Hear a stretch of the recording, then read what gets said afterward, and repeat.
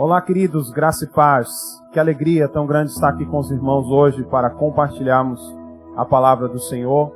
Eu quero, nesse tempo da continuidade, de certo modo, aquilo que o pastor Lima ministrou no domingo passado, falando sobre a importância do amanhã, sobre a importância de nós cuidarmos do nosso futuro. E eu tenho um tema para ministrar hoje muito precioso. Eu tenho certeza que Deus falará aos nossos corações.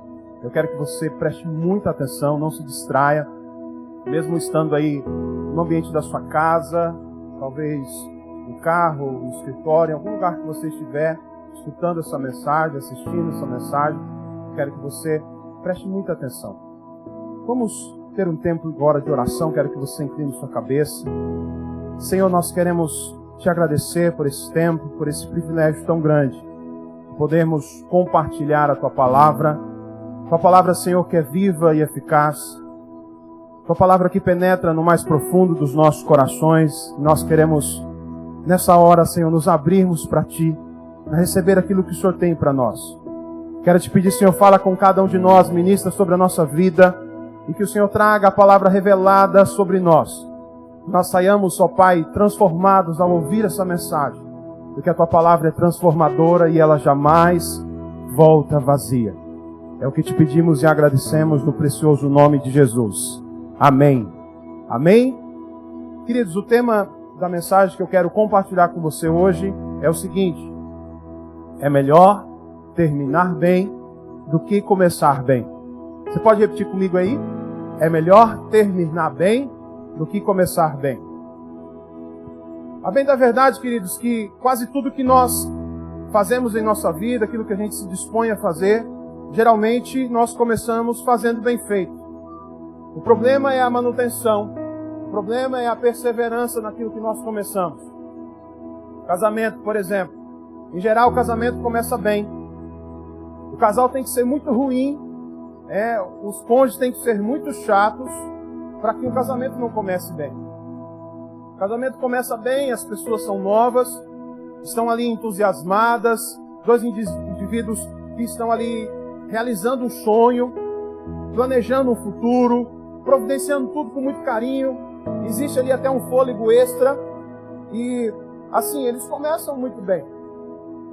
São festas muito lindas, celebrações, muitos viajam, fazem viagens maravilhosas, vão para destinos paradisíacos, vão para Dubai, vão para Cancún, e o casamento começa de forma muito linda. Agora, apesar de sabermos que os casamentos começam bem, infelizmente, também é um fato que muitos casamentos têm terminado cada vez pior. No censo de 2004, apontava-se que os casamentos duravam em média 19 anos no Brasil. Já no censo de 2014, essa média caiu para 14 anos e cresceram o número de casamentos que se encerram antes mesmo de completar 5 anos de existência. Em São Paulo, há um tempo atrás, fizeram uma pesquisa nos cartórios e foi levantado um dado seríssimo e preocupante. De cada 100 pedidos de casamento, 60 pedidos de divórcio também eram colocados ali naquele cartório no mesmo período de tempo. Casamentos que começam bem, mas terminam mal. Devido ao distanciamento, brigas, questões relacionadas a finanças ou a entrada de um terceiro na relação afetiva, muitos de nós conhecemos casos de casamentos que começaram bem, mas não terminaram bem. A sociedade, uma sociedade empresarial, os sócios, quando começam um negócio, começam bem, começam animados, empolgados, mas à medida que vão entrando na pauta os desacordos, as diferenças de expectativa, as dúvidas em relação à conduta do outro, em relação à maneira como lidar com as coisas, as sociedades que começaram extremamente bem acabam terminando de forma litigiosa, com pessoas que se odeiam debaixo de conflitos e prejuízos. Falando em empresa, eu estava pesquisando um dado interessante e descobri que as empresas consagradas no mercado são aquelas que permanecem ao longo dos anos, e que se reinventaram diante das dificuldades, tipo como essa que nós estamos vivendo nos tempos atuais. São empresas que até caíram no meio do caminho, que enfrentaram sim dificuldades, mas nós percebemos que elas perduraram ao passar dos anos. Quem de nós, de repente, nunca ouviu falar de empresas como a Hering, como a Gerdau, como a Batavo, a Tramontina? Empresas consagradas que uma coisa que está em comum entre elas, todas elas já têm mais de 100 anos no mercado. Todas elas já têm mais de 100 anos de existência. Cruzaram gerações, passaram por todo tipo de desafio desde a sua fundação. O fato, querido, é que permanecer até o fim, essa façanha de não sucumbir no meio do caminho, isso até mostra confiabilidade, mostra credibilidade quando nós falamos a empresa fulano de tal, ou aquele pastor, aquele homem de Deus, porque por anos ele está lá intacto, o seu caráter, a sua conduta, a sua maneira de ser, a sua maneira de agir. Confiabilidade, caráter. Uma coisa importante, uma característica fundamental na vida do cristão, chamada resiliência. Uma das traduções dessa palavra é elasticidade, a capacidade de ser esticado, de ser puxado em momentos de dificuldade e resistir a essas tentações, essas dificuldades, provações e coisas difíceis que aparecem no nosso caminho. Lembra que o tema da palavra é melhor terminar bem do que começar bem.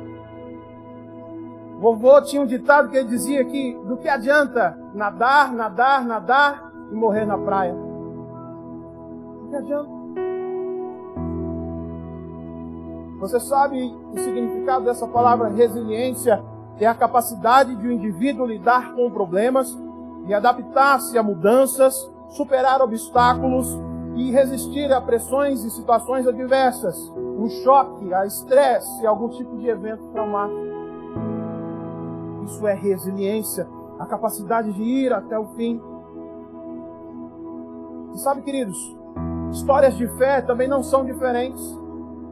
Para te falar bem a verdade, a Bíblia está cheia de exemplos que nós poderíamos falar aqui, diversos deles, sobre pessoas que começaram bem, terminaram bem, mas também temos vários outros exemplos de pessoas que começaram bem e não terminaram tão bem assim na Bíblia.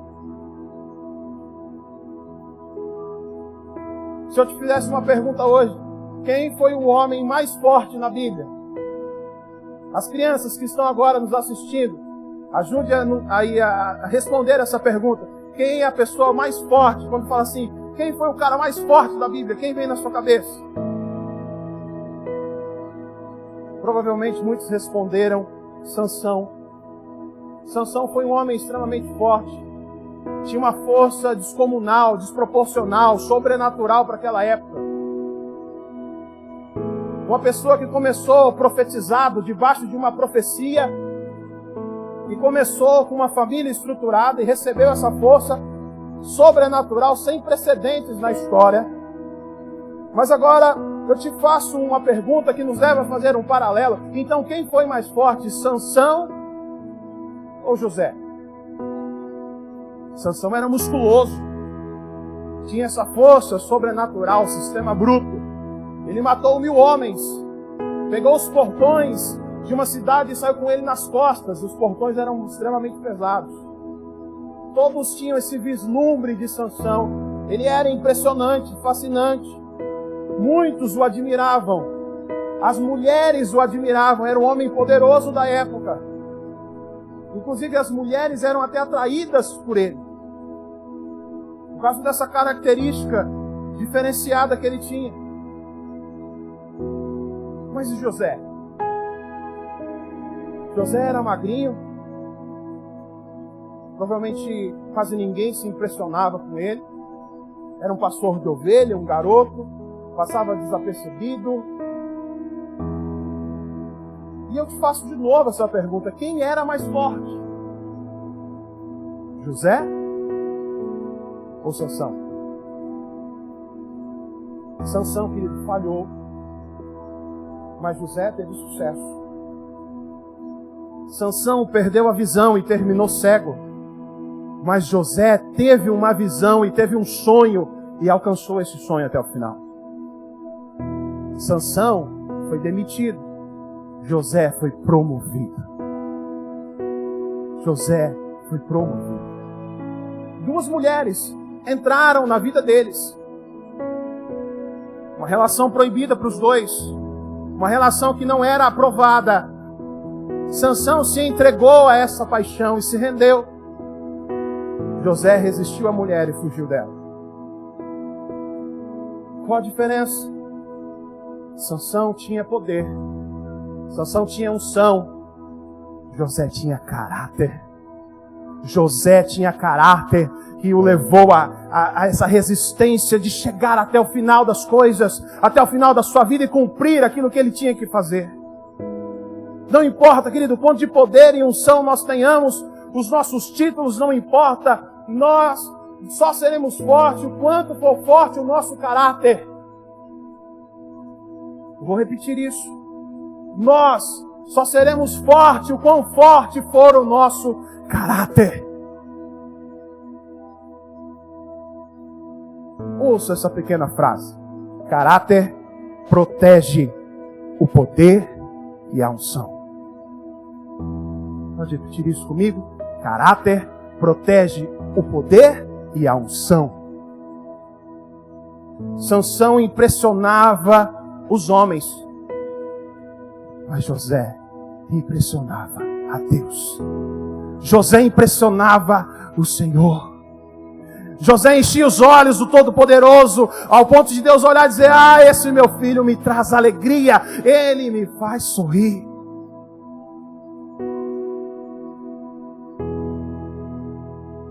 Agora eu quero mudar um pouco a pergunta, que quem sabe assim possa nos ajudar a responder melhor ela. Quem terminou melhor? Sansão ou José? Qual foi o final da vida de Sansão? Qual foi o final da vida de José? Sabe, queridos, é melhor terminar bem do que começar bem. É melhor terminar bem do que começar bem. Salomão já nos deixou dito. Eclesiastes, capítulo 7, versículo 8. A Nova Versão Internacional diz o seguinte: o fim das coisas é melhor do que o seu início. Na Nova Tradução da Linguagem de hoje, o mesmo versículo, Eclesiastes 7, 8, diz assim: o fim de uma coisa vale mais do que o seu começo. Alguém disse certa vez que a vida cristã não é como uma corrida de 100 metros rasos e que a pessoa explode e sai ali desesperado correndo. Não. A vida cristã é como uma maratona e que nós não podemos de repente gastar toda a nossa energia ali nessa primeira explosão, mas sim adotar um ritmo avante, em frente, e dizer: Senhor, eu estou indo e o Senhor vai comigo e eu vou chegar até o fim. Eu preciso, querido, enfiar uma coisa na minha cabeça, eu preciso determinar no meu coração, dizendo: olha, existe uma linha de chegada, existe um final, e eu preciso cruzar essa linha de chegada, eu preciso chegar até o final. Amém ou não amém? Eu preciso chegar até o fim, mesmo que essa corrida não vá terminar tão depressa. Mesmo que essa corrida não tenha perspectiva de terminar amanhã ou o ano que vem, não sabemos. É melhor terminar bem do que começar bem. E na sequência, ainda olhando para a palavra de Deus e buscando ensinamentos a respeito desse assunto, eu quero tomar como exemplo a vida do apóstolo Paulo, que sem dúvida é um dos maiores nomes do Novo Testamento. Inclusive ele mesmo teve autoridade para dizer: sejam, pois, meus imitadores, como eu sou de Cristo. Porque Paulo viveu uma vida sem manchas, ao ponto de viver uma vida tão próxima e se esforçar tanto a cada dia para se parecer com Jesus, que ele pode dizer, olha, vocês aí, sejam meus imitadores como eu sou de Cristo. E Paulo tem uma frase célebre, uma frase muito conhecida, que na verdade é um versículo que está lá em 2 Timóteo, capítulo 4, versos 7 e 8.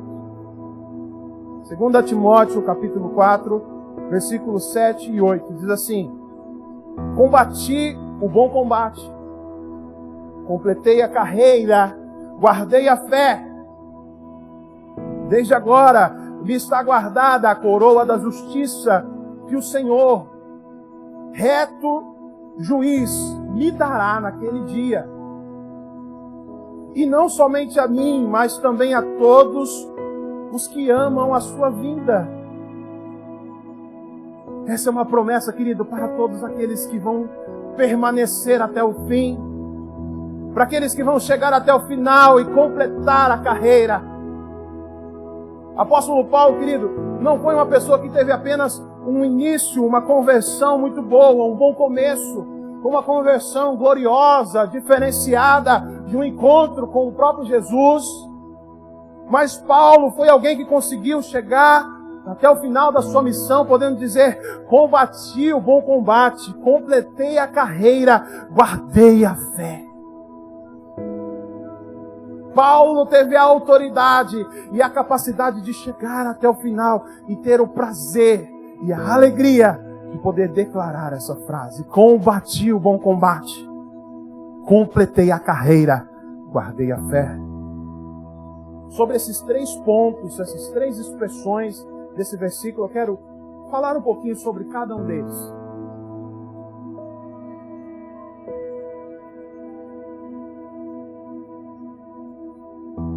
Primeiro, Paulo começa dizendo: combati o bom combate. Se nós procurássemos sinônimos aqui, nós poderíamos dizer: lutei a boa luta, guerreei a boa guerra, batalhei a boa batalha. Nós podemos usar aqui vários sinônimos, mas a única coisa que nós não conseguimos mudar é o adjetivo que ele põe: o bom combate. Isso chama atenção porque a maioria de nós não enxerga a luta como algo bom. Costumeiramente, nós não acordamos pela manhã e fazemos a seguinte oração: ó Deus, Santo Deus Todo-Poderoso, que esse dia seja um dia de muitas lutas, de muitas batalhas, de muita guerra. Eu te peço isso, Senhor, com fé, em nome de Jesus, amém. Não, nós não fazemos essa oração. Nós não pedimos guerra para os nossos dias. Nós queremos, na verdade, distância dos problemas. Nós, na verdade, queremos distâncias de lutas, de guerra. Não queremos passar por tribulações e momentos difíceis que, infelizmente ou felizmente, irão acontecer em nossas vidas. O próprio Senhor Jesus disse: olha, no mundo vocês tereis aflições. No mundo tereis aflições, mas tende bom ânimo, porque eu venci o mundo. Isso que Jesus deixou dito. Jesus nunca prometeu uma vida só de coisas fáceis, só de mar de rosas, só de benefícios, só de dias de vitória, só de dias onde tudo ia dar certo. Não há essa garantia de Jesus na Bíblia. Interessante também explicar que a palavra bom também significa bonito, gracioso, excelente, precioso e recomendável. E eu te chamo a atenção para essa última: recomendável. O bom combate também pode ser recomendável. O bom aqui não está somente na ideia do oposto do mal, mas sim falando de algo que seja proveitoso. Porque no meio dos problemas existem coisas proveitosas. Mesmo que nós não gostemos de passar por eles. Mesmo que dias difíceis não sejam tão fáceis. Eles são necessários.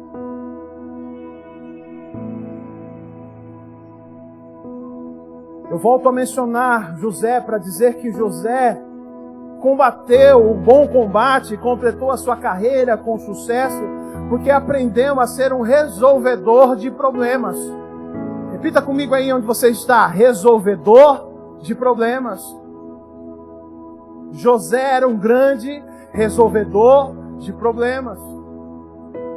Agora fomos lançados no poço.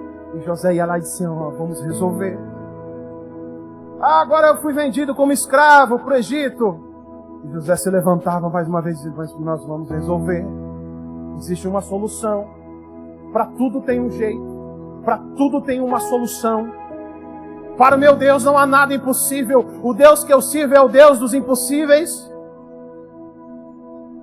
E hora após hora, de tempos e tempos, na vida de José, situações adversas vinham sobre ele. Eu fui preso injustamente. José dizia: nós vamos resolver, porque eu sou um resolvedor de problemas. José recebeu sobre ele uma unção de resolver problemas.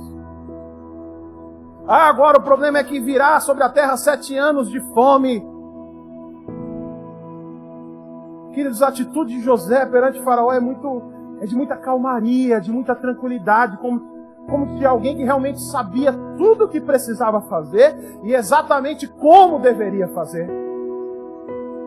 Ao ponto de Faraó dizer assim: olha, não existe ninguém que eu conheça no Egito e fora do Egito tão capaz de assumir essa função para administrar os celeiros, as colheitas, as plantações. Não existe ninguém, José, tão capaz quanto você. Por isso, a partir de hoje, você será o governador do Egito. Você vai liderar essa situação, porque você sabe resolver os problemas. Você é alguém que tem a capacidade divina de resolver um problema. E esse, querido, foi e é o grande segredo dos grandes homens de Deus da Bíblia. E fora da Bíblia, dos nossos dias e dos dias que virão. A capacidade de enfrentar os problemas, de resolvê-los, de lidar com as situações adversas e resolvê-las. Paulo chamou o combate de bom. Paulo chamou o combate de bom. Vai ter desconforto? Vai.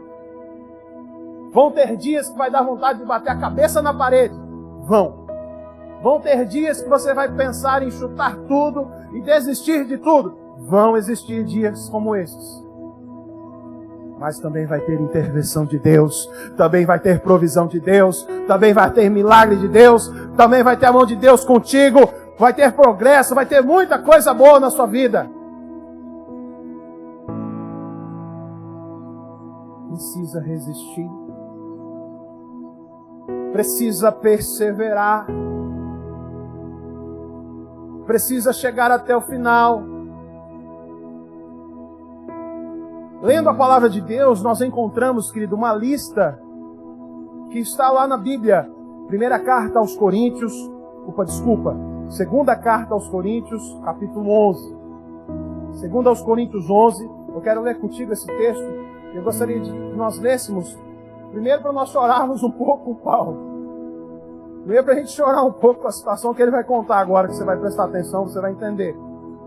E depois para perceber que nós não estamos assim tão cheios de problemas como a gente pensa. Para a gente ver também que os nossos problemas talvez não são assim tão grandes como a gente imagina. Então acompanhe comigo. 2 aos Coríntios, capítulo 11, versículo 23 em diante, diz assim: eles são servos de Cristo, mas eu sou um servo melhor do que eles. Embora ao dizer isso, eu esteja falando como se fosse um louco, pois eu tenho trabalhado mais do que eles e tenho estado mais vezes na cadeia. Tenho sido chicoteado muito mais do que eles, e muitas vezes estive em perigo de morte. Em 5 ocasiões, os judeus me deram 39 chicotadas. 3 vezes os romanos me bateram com porretes. E uma vez fui apedrejado.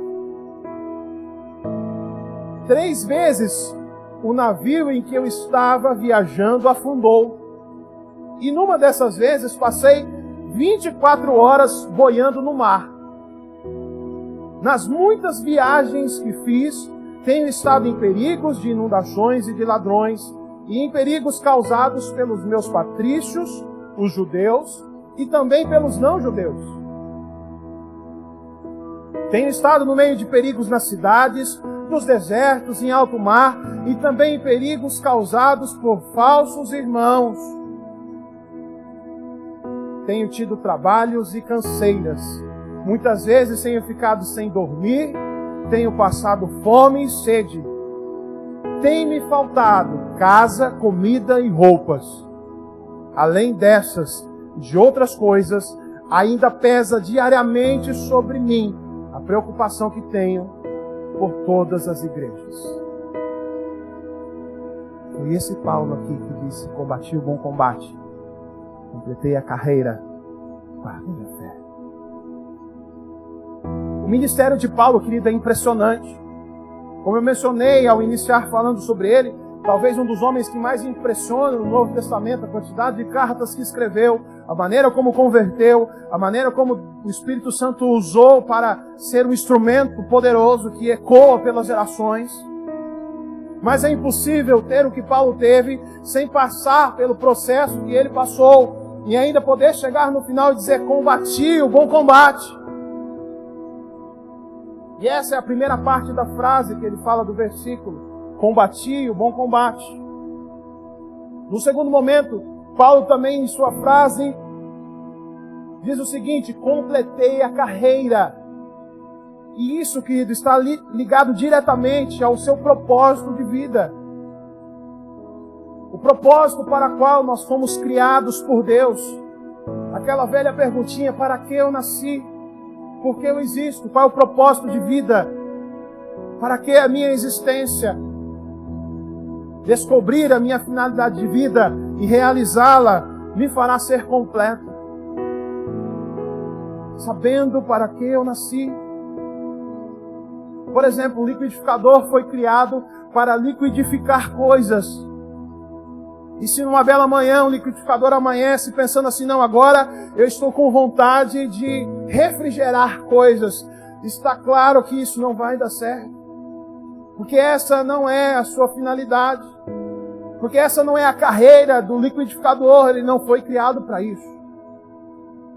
Descubra o seu propósito e complete a sua carreira. Complete a sua carreira. Paulo disse: combati o bom combate, completei a carreira, completei o propósito, cumpri aquilo que Deus me criou para fazer.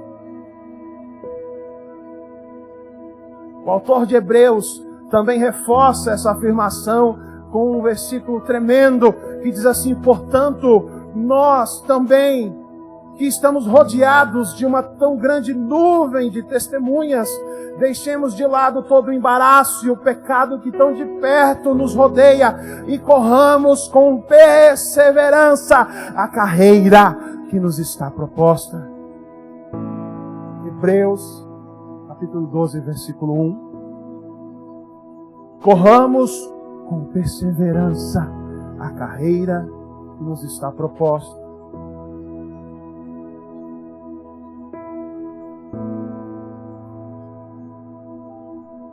Terceira etapa, terceiro fragmento ali da frase de Paulo é: guardei a fé. Isso remete a mim, querido, me traz assim no meu coração de forma muito clara, dizendo: eu fui um vencedor. Durante toda a minha vida eu guardei a fé. Sabe, querido, deixa eu te dizer uma coisa: o reino de Deus é para vencedores. Os tempos que nós vivemos atualmente são tempos difíceis, sim.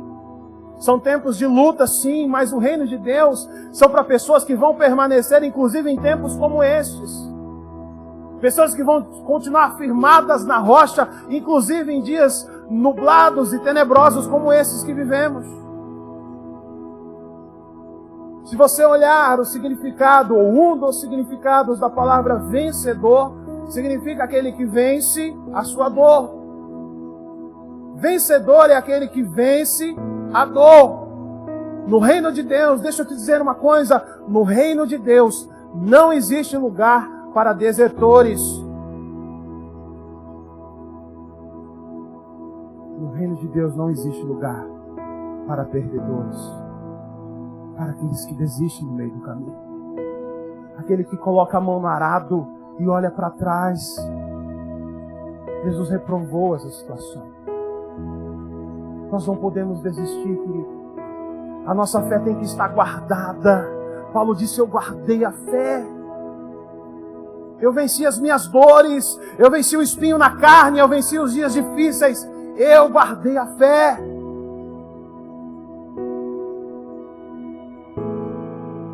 A Bíblia termina no livro de Apocalipse com 7 cartas. Nesse livro final da Bíblia tem 7 cartas destinadas a 7 igrejas do Apocalipse. Interessante você ler cada uma dessas cartas. Pérgamo, Tiatira, Esmirna, Filadélfia. São 7 igrejas destinadas, cartas para elas exclusivas. Mas uma coisa existe em comum entre elas. Todas elas sempre terminam com um prêmio destinado para um tipo de pessoa. No final de cada carta tem sempre lá um prêmio. Uma recompensa, uma bênção, chame como você quiser, mas eu quero aqui chamar de prêmio. E esse prêmio é destinado para um único tipo de pessoa. Na primeira carta, no final dela diz assim, ao vencedor darei o direito de sentar comigo no meu trono. Na próxima carta diz o seguinte, ao vencedor darei o direito de comer da árvore da vida que está no paraíso de Deus. Terceira carta, a promessa, o prêmio é, ao vencedor, de modo algum, sofrerá a segunda morte. Próxima diz o seguinte, ao vencedor, darei de comer do maná escondido. E lhe darei um novo nome, escrito numa pedrinha branca. Quinta carta diz assim, aquele que vencer e fizer a minha vontade até o fim. Aquele que vencer e fizer a minha vontade até o fim, darei autoridade sobre as nações. Sexta carta diz assim, o vencedor será igualmente vestido de branco e jamais apagarei o seu nome do livro da vida, mas o reconhecerei diante do meu Pai e dos seus anjos. Finalmente, a sétima e última carta diz o seguinte, farei do vencedor uma coluna no santuário do meu Deus, e dali ele jamais sairá, e também escreverei nele o meu novo nome. Glória a Deus. Um prêmio para um único tipo de pessoa, para os vencedores.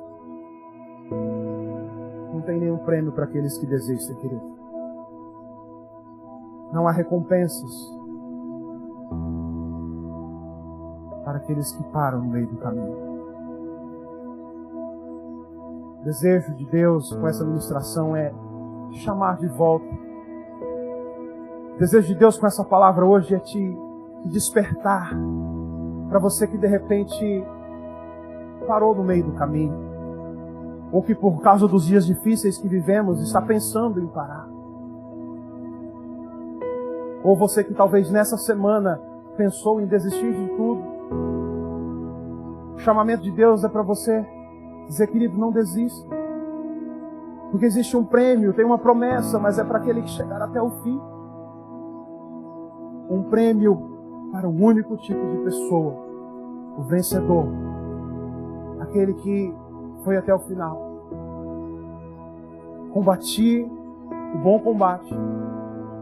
Completei a carreira. Guardei a fé. Quero que você grave no seu coração hoje essa frase. É melhor terminar bem do que começar bem. É melhor terminar bem do que começar bem. Que o Senhor possa de uma maneira sobrenatural invadir o seu coração, tocar a sua vida. Que o Espírito Santo te alcance aonde você estiver. Como eu mencionei no início da palavra, existem vários exemplos bíblicos. O que dizer da vida daqueles pescadores na pesca milagrosa? Quando Jesus chega e dá um grito, diz: ei, vocês têm alguma coisa de comer? E eles, exaustos, após pescar a noite toda, sem pegar um peixe sequer. E diga-se de passagem, o peixe significava tanto um alimento para eles, como uma forma de sustento, de venda, para também ganhar dinheiro com isso. Pescadores experientes no barco, acostumados a fazer aquilo diversas vezes. E houve alguém que no primeiro momento não foi reconhecido, dizendo: ei, vocês têm alguma coisa de comer aí? Imagina alguém respondendo meio emburrado, assim, meio, tipo, vou dar uma resposta aqui só para me livrar desse cara logo. Não, nós não pegamos nada, não. E aí a pessoa que está lá na margem, que ninguém sabe se entende bem de pesca ou não, diz assim: ei, faz o seguinte, olha, lança sua rede aqui para a direita. Quando eles lançaram a rede, diversos peixes grandes, diz a Bíblia, 153 peixes grandes foram. Imagine que Deus pega um cardume que estava lá no céu, onde vão botar esse cardume, e paralisou aqueles peixes ali. Quando eles jogam a rede, pega aquele monte de peixe, a ponto de aquela quantidade na rede. E a Bíblia é enfática em dizer que a rede não quebra e o barco não afunda, porque aquilo que é de Deus não vai quebrar as redes, não vai afundar o seu barco. Aquilo que é de Deus, a Bíblia diz que a bênção de Deus enriquece e não acrescenta nenhum tipo de dores. E eles voltam entusiasmados e empolgados, dizendo: ah, ele é o Senhor. E eles reconhecem Jesus: ah, eu só queria de comer, olha que nós trouxemos 153 peixes. Eu imagino Jesus sorrindo, dizendo: enquanto vocês estão indo pescar, olha aqui, olha, eu já tenho pão e o peixe já está assado para nós celebrarmos esse momento, querido. Quando nós estamos indo, Deus já foi e voltou diversas vezes. Quando nós estamos pensando em preparar e se planejar, Deus já sabe de tudo, Deus já fez, Deus já tem um caminho trilhado para nós. E os caminhos dele são mais altos e mais elevados do que os nossos caminhos. Por isso, querido, nós não podemos desistir, porque é melhor terminar bem do que começar bem. Quantos eu já vi começarem bem e vão para o encontro e começam felizes na fé e animados, e vêm para a igreja e vão para o culto e vão para a célula. Onde estão hoje? O que estão fazendo dos seus dons, da sua vida, dos seus recursos hoje? Onde eles estão? Pela graça de Jesus, querido, eu já vou para mais de 14, 15 anos seguindo a Cristo. Passei por momentos de diversas maneiras e situações difíceis que você possa imaginar. Mas uma coisa eu nunca pensei em fazer: largar a Jesus. Porque não existe outro caminho, não tem outra maneira de viver. Atos capítulo 4, versículo 12 diz: em nenhum outro há salvação, porque abaixo dos céus nenhum outro nome há dado entre os homens pelo qual importa que sejamos salvos. Não existe outra maneira. E eu quero encerrar te fazendo essa pergunta: quem foi que mandou você largar a rede? Quem foi que mandou você parar? Você que está talvez nos assistindo e parou no meio do caminho. Quem foi que mandou você desistir? E Deus está te falando hoje: volte para o alto mar. E debaixo, sob a minha palavra, lance novamente as suas redes. Não é momento de desistir, querido. Não é momento de parar. A pandemia não é razão para nós pararmos. As dificuldades que nós estamos vivendo, o medo que está diante de nós, não vai nos abater, não pode ser razão para nos fazer desistir. Volte para o alto mar. Lá é o lugar onde Deus quer te dar dupla honra e quer te abençoar em nome de Jesus. Que essa palavra continue ecoando no seu coração. Que você lembre sempre disso nos dias difíceis. Eu preciso terminar bem. Porque terminar bem é melhor do que começar bem. E nesse momento eu quero que você fique em pé na sua casa.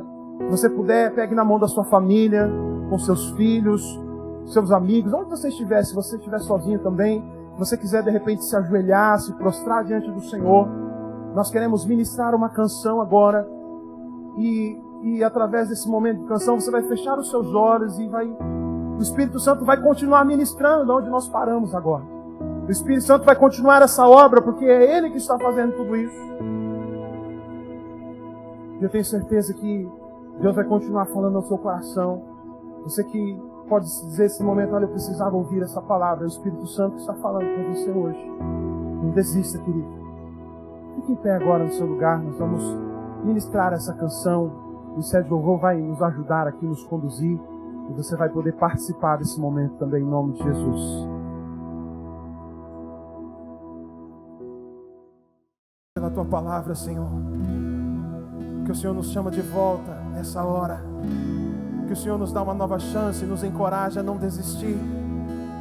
Querido, o Espírito Santo está ministrando sobre nós nessa hora. O Espírito Santo vem ministrando de forma sobrenatural sobre nós. Ele está contigo aí na sua casa, no seu carro, onde você está. O Espírito Santo te toca nessa hora.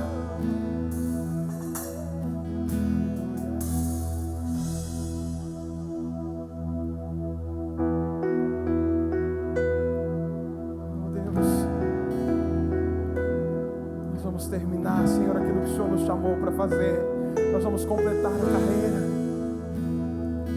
Amanheceu, nada pesquei, parecia ser apenas mais um dia como qualquer outro. Estava cansado, sem forças, desanimado, decidido largar tudo e parar. Deus está falando para você, não é tempo de parar. O Senhor conhece o seu coração, querida. Sabe cada momento que você está vivendo. Não pare. Ele está te olhando, os olhos do Senhor estão sobre toda a terra, estão sobre a sua vida. Das suas lágrimas e mandou a te falar. Volte para o mar, e é o seu lugar. Quem mandou largar a rede? Quem mandou você parar? Volte para o mar alto, no lugar da tua vergonha eu vou te honrar. Quem mandou largar a rede? Quem mandou você parar? Volte para o mar alto, no lugar da tua vergonha. Volte para o mar alto. O Senhor está te convidando nessa hora. Filho, eu vou te honrar. Volte para o mar alto. O Senhor está te convidando. O Senhor está te chamando de volta. Você que parou no meio do caminho, que desistiu.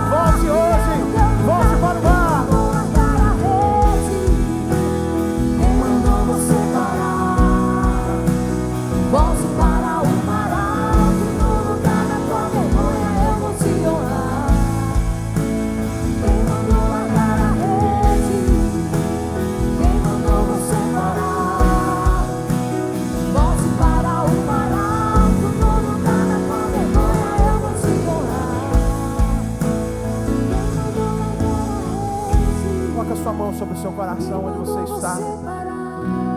Repita comigo essa oração agora. Diga: Senhor, nesse momento eu quero reconhecer que Tu és único, que Tu és Senhor, que Tu és Salvador, e que o Senhor tem um propósito mais elevado para a minha vida, e que eu devo cumprir esse propósito. Eu devo cumprir essa carreira, essa missão que o Senhor deu para mim. Nessa hora eu te reconheço como meu único Salvador. Você que está afastado, ore ao Senhor, diga: Senhor, hoje eu volto. Hoje eu volto para os teus caminhos, hoje eu volto para a missão que o Senhor me confiou, hoje eu volto para o alto mar, que é o meu lugar. O Senhor está te reposicionando agora, querido. Você que desistiu, você que parou no meio do caminho, o Senhor está te colocando de volta no seu lugar que é devido. Você que parou de ministrar, você que parou de cantar, você que parou de pregar, você que parou de evangelizar, você que parou de ir para a célula, você que parou de falar do amor dele, você que parou de amar a Bíblia como você amava nos primeiros dias, volte hoje, ele está te chamando. É melhor terminar bem do que ter começado bem. É tempo de voltar hoje. É tempo de voltar hoje. Ouça o que o Espírito diz às igrejas. Ao vencedor existe uma promessa, um prêmio para os vencedores. Aqueles que não vão desistir, que não vão parar.